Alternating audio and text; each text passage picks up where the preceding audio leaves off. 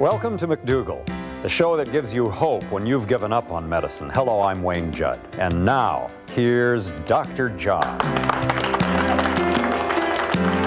waiting for approval. Here we are again. Good to do another show with you. It is. I'm going to stretch you a little bit. Okay, what are we I'm going to challenge one of the most sacred things in medicine in this country. Why am I not surprised? I know it's going to upset a lot of people, but I think I can make a case, and certainly I hope that everybody's listening. And that is, I want to challenge mammography, the way it's used in this country today and the way it's oversold. You know, the truth of the matter is that breast self-examination or a doctor examining a woman's breasts has never been shown to reduce the chance of a woman dying. And all well-read doctors realize this. And so the last hope for a woman is to have this X-ray technique called a mammogram. And there is some hope there, but the sad thing is, Wayne, it's been oversold. But now, yes, you're right. My wife does this every year. She's supposed to stop doing it? 74% of women in this country get mammograms or have had at least one mammogram. And some of the recommendations are to get it every year. If your wife is in the age group of 50 to 69, then there is some advantage to it. So it should be done for her? Well, wait a minute. I said there's some advantage. Okay. Now, there have been 7 major studies done on testing mammography, where they've taken one group of women and they haven't given them the test, and they've taken another group and they have given the mammography to them at different intervals, and they've compared the survival. Out of those 7 studies, only 2 have shown significant survival advantages. The other 5, no advantage at all. What about... Sad, as far as a statistical benefit, they haven't shown it. And you know, it's sad to say your wife and the rest of the women in this country have been advertised, the 2 that show a reduction in mortality, but they're the ones that didn't show the reduction, they're not told to the patient. Am I missing something? What about early detection, John? Oh, we have to get to the basics. And let me tell you the misnomer in early detection. And we have to kind of follow me carefully here, because if you understand the natural history of this disease, you understand why early detection is really a fallacy. One cell leads the way as far as cancer. One cell in the breast turns from normal to a cancer cell, and to be a cancer cell, you act unsociably. You divide at your own free will. You don't divide under special circumstances that are allowed. You just double and double and double and double. And they eat up the other... They don't eat anything. They just double and push other cells away.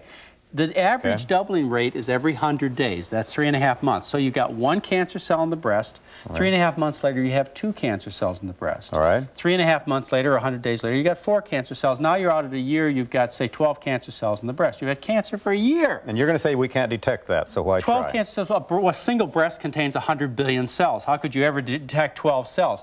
You continue the doubling, and finally, at 6 years, you've got a tumor the size of a tip of a pencil, the size of a period on a paper, and you've had cancer 6 years, and it's 1 million cells, and Wayne, by that time, it's spread through the entire body if it's truly cancer in almost every case. You continue the doubling, and finally, at 10 years, you've got a tumor the size of an eraser. It's 1 billion cells in content, and now you can find it. By mammography, you can find it maybe half that size, or when it's 9 years old on the average. Early detection, a 9-year-old disease? Well, I can't argue with your the case you've made, but I have to say that, I mean, I've heard stories forever that women are saved by earlier detection. You've heard stories because... I've written ads for hospitals in one of my careers. That's the point, is this is big business. Mercy. And this is big business. Now, this is a late detected disease by mammography, and that's why the benefits are limited at best. And people need to know this. Now, just think about it. The recommendations for mammography in women under the age of 50 have changed over the last few months. Now, it's not recommended. And we've admitted the fact. That's true. All right. That's true. And women over the age of 69, it's never been shown to be of benefit. Just in that small category there, between 50 and 69, 2 of the 7 studies show statistically significant benefit. Hey, well, that would be tough to make a real forceful ad to encourage women to save themselves. On those terms, it certainly would. Well, let me leave you with a positive message. I know this has been one of hopes and dreams that have been shattered. There is a positive message. You can win the war on cancer, but you must do it by prevention. And the rich Western diet causes breast cancer. Armed with that information, you can save your loved ones from breast cancer and other very serious diseases. I'm Dr. John McDougall, and we'll be right back. Give your children a brighter future. Watch Hello Channel.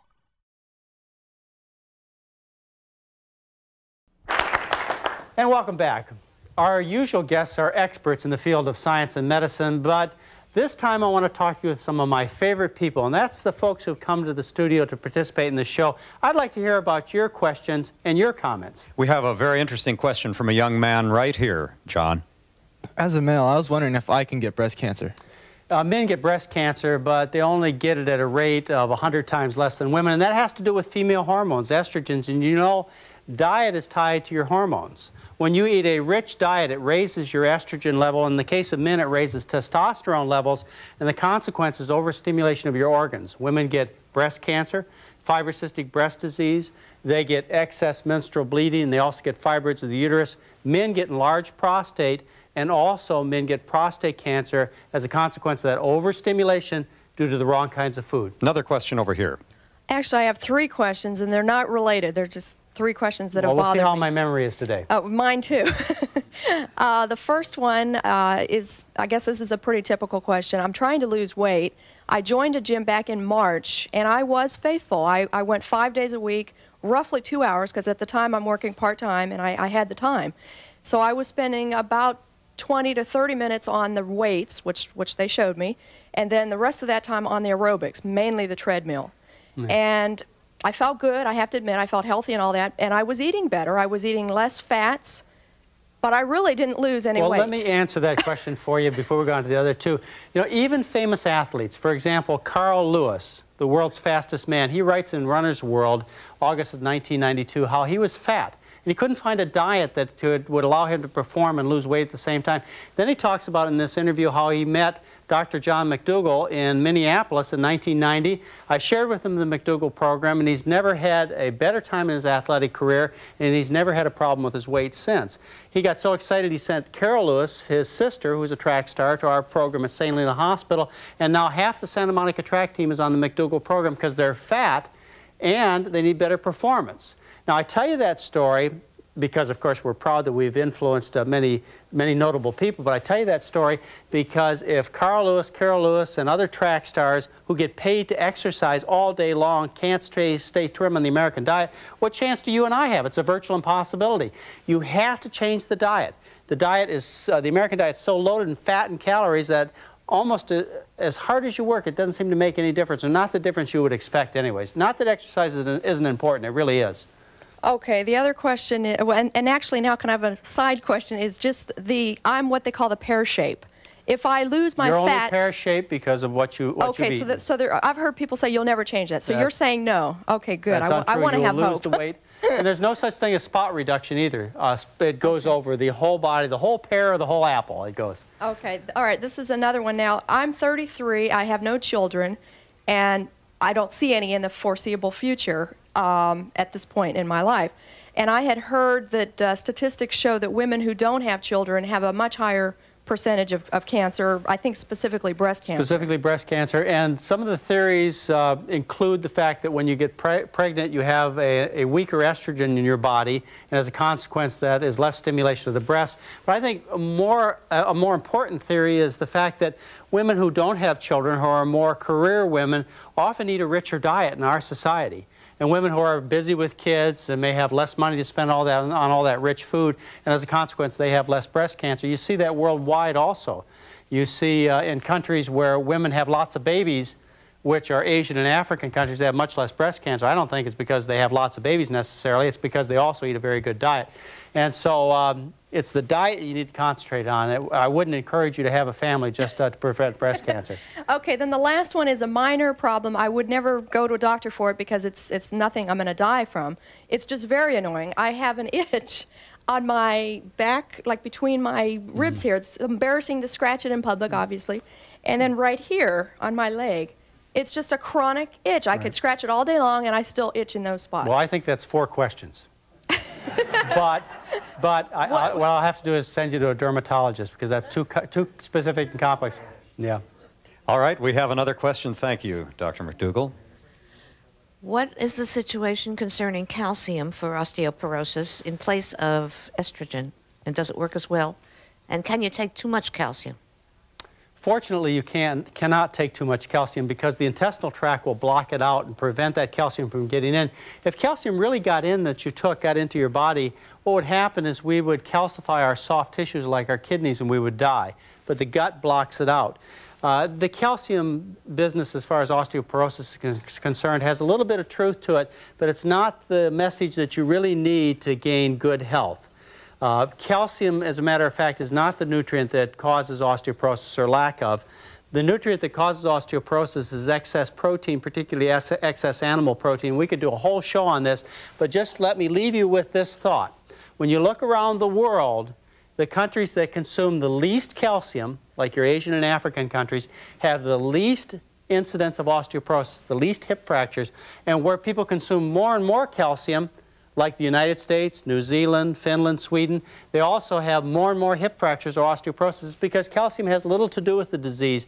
The real issue here is excess animal protein. And that's a challenging question, and a lot of people ask that, and it's one that people would like to have answered another way because people want to hear the solution to strong bones is one more slice of pepperoni pizza. They don't want to have to hear that they have to limit their protein intake. Thank you very much for that great question. We'll be back in a moment. Just say. Just say. Just say. Just say. Just say. Just say. Just say. Just say. Just say. Hello. When I was about 6 years old, I remember taking something that didn't belong to me. Looking back on that day, it would have been very easy for my dad to lecture me and hope I never did it again. Whatever I took wasn't worth much, but the lesson I learned was worth everything. Life's most important lessons are best learned in the home. A message from the Church of Jesus Christ of Latter-day Saints.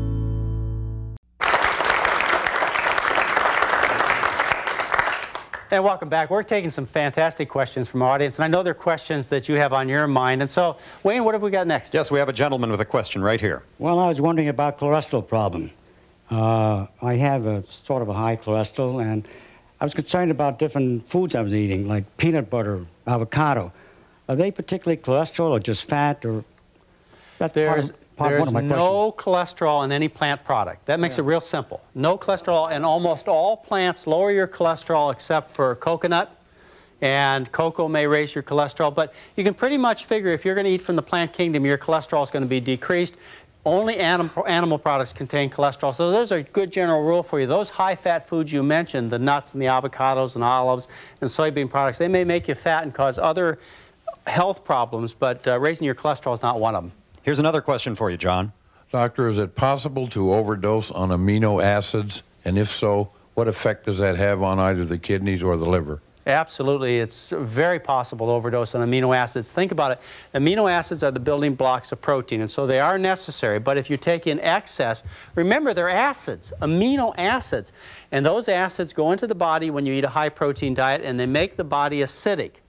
The body has to buffer that acid, and it does it by dissolving the bones, and the phosphorus from the bones complex with the acid and neutralize it. As a consequence, you end up dissolving your bones and making them weak. So you want to not take excess amino acids, and likewise you want to keep your protein, particularly animal protein, down in your diet to keep your bones strong.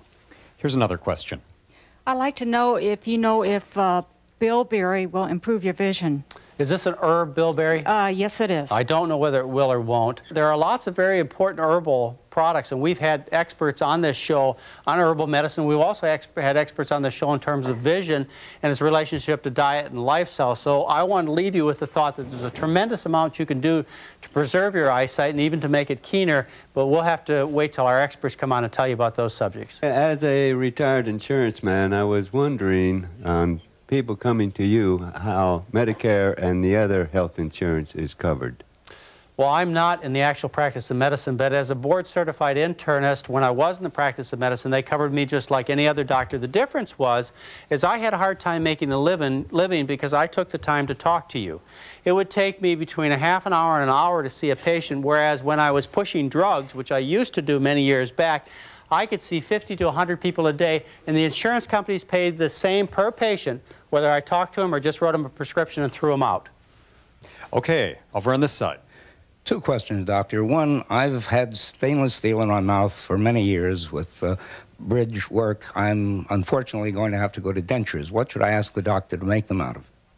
Well, that's a question that I wish Dr. Hal Huggins was still here to answer. We've had a guest on this show, Dr. Huggins, who believes that the metal in your mouth causes serious illness.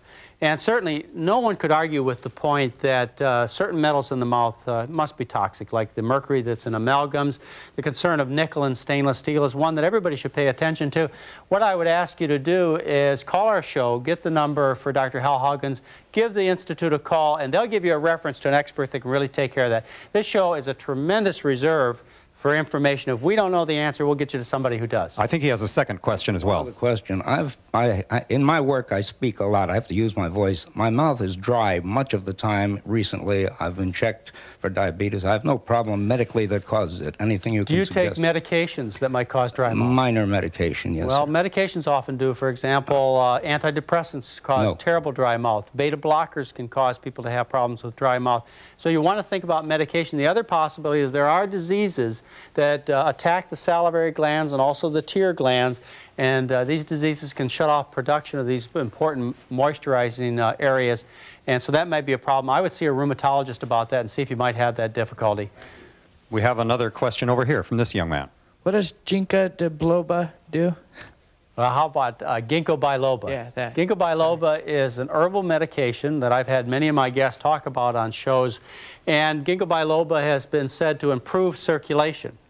And I think it's important to look at these kinds of herbal products. In Europe, it's been studied extensively, and I've reviewed the scientific literature on it and found it to be effective. But don't forget, the best thing you can do for your circulation is to eat a healthy diet. A high-fat diet, whether it's high in vegetable fat or animal fat, will get through the gut into the bloodstream, coat your blood cells, and make your blood cells stick together and clump. And in studies done where they feed fat to patients, comparing the blood before the meal and after the meal, there's a 20% drop in oxygen content of the blood just by feeding the fat. We have a follow-up question from Bill. Hi, I was wondering, as an athlete, what kind of diet could I use?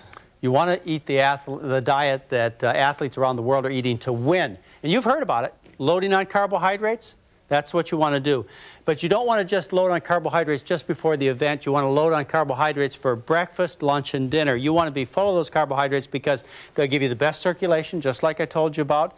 Those carbohydrates also provide you with the energy you need to win the long race so you don't hit the wall in your endurance activities. And so that's the way to eat to be the best kind of athlete. And the side benefit is you'll also be the healthiest athlete.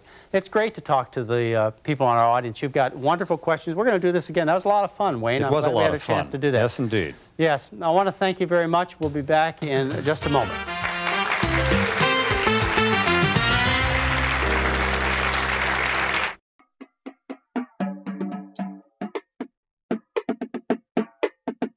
Learn English and have fun. Oh, I like that. That's okay. And welcome back.